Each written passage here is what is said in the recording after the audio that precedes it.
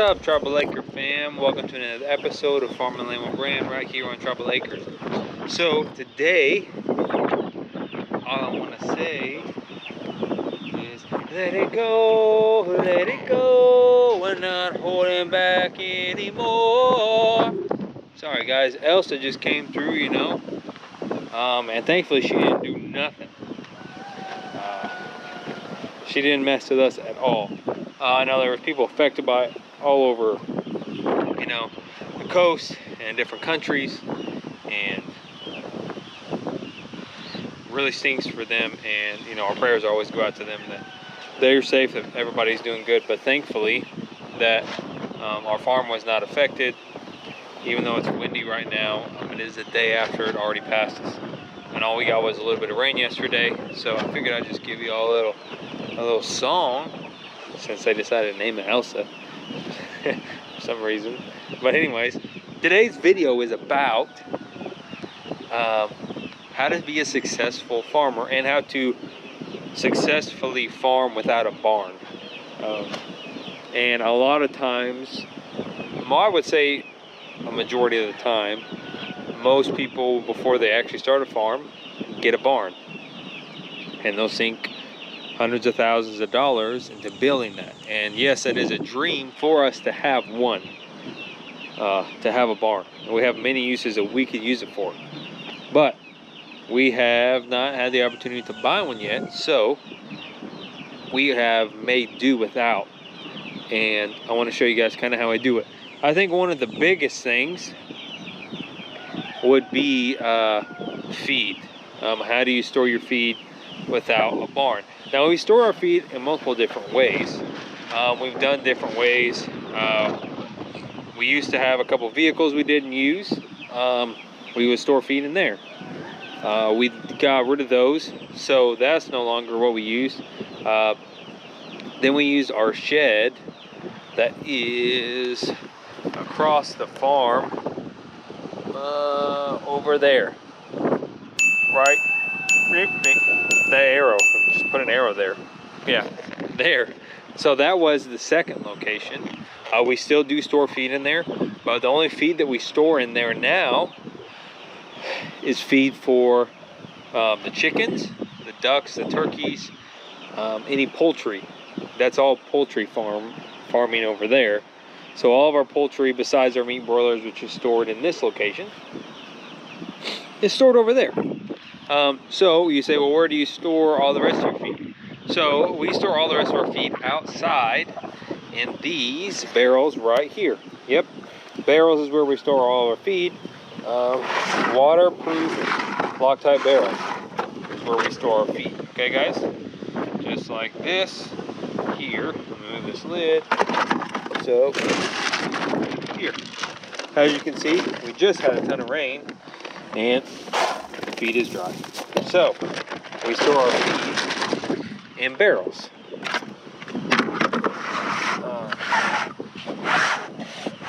As long as your lids, I'm going to kind of show you guys a couple. Like, let's say we got a lot of rain last night, right? This is usually what happens. You'll get water on top of the lids, but because these lids don't leak, all we do is unscrew them. Now you can be more innovative with this. This is just how we do it right now. When we lift it off, dump it. Look, guys, feed is not wet. No wetness on our feed. These barrels usually run anywhere between,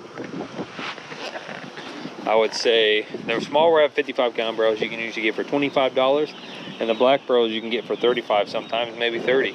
So you're not spending a lot of money on buying barrels to store your feed. Now you could store them underneath some type of covering or something like that. We used to actually store them in one of our livestock trailers. That's how we used to do it. But because they don't leak, we just kind of have a section set aside just for our feed. Of course, another thing you may need a barn for is for a brooder, but you guys already know that we have our own brooder built with a tarp. That has successfully worked for us. We raise around 400 meat broilers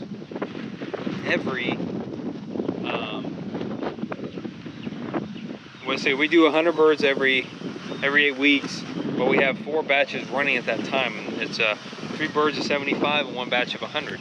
So we run all those birds. That's not quite 400, is it? No, a little under 400. It's 300 something. Anyways, we run a lot of birds, and not including our ducks, anything else, right out of this brooder right here. And our loss in poultry is very, very low. We don't get a lot of losses or a lot of deaths. It works very well for us. Just like I always said in the video, you just got to be able to hire. Now, having a barn with a concrete floor that we could put shavings on to actually use as a brooder would be much, much, much nicer. But we make work with what we have, and it works well. Another thing or concern that people may have is hay. So how do you store hay? Well, how we store hay is on pallets on the ground and then a tarp over the top of it. That protects your hay from getting wet up top and your hay getting wet on the ground. So now all your hay is totally protected from the top and the bottom. No ground seepage or anything. So that will be the other thing of how we store hay. All of our chickens, of course, our tractors are ran outdoors. They're not raised in commercial buildings. They're raised on pasture. All of our chickens are, of course, you guys should know, ran in our tractors like this. So, fresh grass once or twice a day. No barn needed. Animals raised right here. Now, as far as our calves, you guys all know that all of our calves we raise in our calving hutch area, which is right there. And then as soon as that's done, they get moved over into our group pen over here. All much cheaper than a barn, all successful for us. As far as storing equipment, if you have tractors or whatever, currently we don't have any tractors. We have a side-by-side and a golf cart and a mower. We store our mower underneath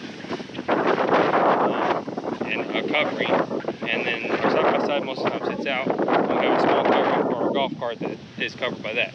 Other than that, that's pretty much anything else that I guess would need cover. So I don't know what else, guys, but this video is just kind of showing that if you can't afford a barn off the start in the beginning, that's okay. You don't necessarily need a barn. It is a barn. Sorry if there's wind noise. It is actually pretty windy right now. Yeah. What I was saying, you don't actually need a barn to get started. Work towards a barn and make what you have, or take what you have and make it useful. There's a lot of expenses that you don't necessarily have to start out with, and spending a lot of money. And a lot of times that would be a barn, or those kinds of things. So it's just knowing that you don't necessarily have to drop so much money. So can you be successful without a barn? Yes. I feel like we do a pretty good job here with that one. As far as babies and piglets, most of our piglets, all of our piglets, are born where they're at all the time. And we take extra precautions, extra steps to make sure that those animals have cover, that they have hay to lay in, and that they're actually, doing well without a barn. So they have their babies in the open. We have had multiple piglets born from multiple different sows, and for the majority of the time we have a pretty good success rate of them all staying alive. Unless a pig's just a bad mom, and sometimes that's how it is, and they don't take care of their babies well. So we try and do our best, but when there's a lot of rain like now, it does make it more difficult. But if you can, if you have a lot of rain and your areas are getting filled with water with pigs, you just have to make sure there is dry areas, constantly checking on them. And I know there's multiple people that do that in Florida. But same way with cows, they can birth on pasture, and that's how it is most of the time anyways. But other than our calving hutch area, or our hutch area that we use for our birthing our goats, our sheep, we did our bottle calves. That's the closest thing I would say we have to a barn, but even that structure alone costs around $1,000 to build, and we can house up to 10 animals in there at one time. So that's another cheap solution. But there's ways to go around having a barn, guys, and you can be successful without one. So I just want to make this video to show that being a successful farmer does not require a barn.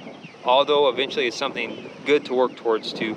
They're not cheap and they cost money. Everything costs money, but they cost a lot of money, especially if you want to build a barn that you really want. Now, if your property comes with a barn, that's amazing, because it's already there. But if you don't have the cash flow or the revenue to actually build one at the start of it, it's okay. You can be successful without one, guys. So I just want to tell you that. So that's what this video is about today. I'm out here on one of the chicken tractors, just sitting. As you can see, all of our chickens are raised super happy, healthy, guys. And after 2 weeks, our chickens come out. They're protected from all the elements. Other than that one chicken disaster we had, we ran through all that rain last night. And because we now know where our low areas are when we run our tractors, now we've had tons of rain here in Florida. Every area that would gather water, our chickens are not there. And we're running up 4 tractors right now. So, let's see here. One of our other tractors is right there. And then, of course, this one's right here. We run this on a really high area. It slopes down into there. And then we, of course, slope down into there over there. But we run all of our tractors on high area now. So everything drains downwards so that all of our chickens are covered. So they're pretty much, you know, their own barn within themselves for the chickens, but they're just moving. So anyways, guys, I hope you like this video. I hope it helps you guys, especially if you think you have to have a barn to be a successful farmer, because you don't, or a homesteader to be that. You guys do not have to have a barn. But hey, it's something we're gonna work towards too. I know we are. Keep working towards it. But you don't have to have one. So I hope you guys enjoyed this video. Hit the like button, subscribe, hit the bell for notifications, guys. Comment down below if you're a farmer without a barn or homesteading without a farm. A barn, not a farm. Barn. But please comment down below. And you know, maybe you have other ways of, you know, taking care of certain animals or whatever, and how you're utilizing what you have on your property to store feed, to house animals, you name it. Like I said, we store feed in a shed and in barrels. So how do you guys do that? How do you guys make sure everything stays good, stays not wet, and stays covered and protected? So I'll see you guys next time right here on Tribal Acre.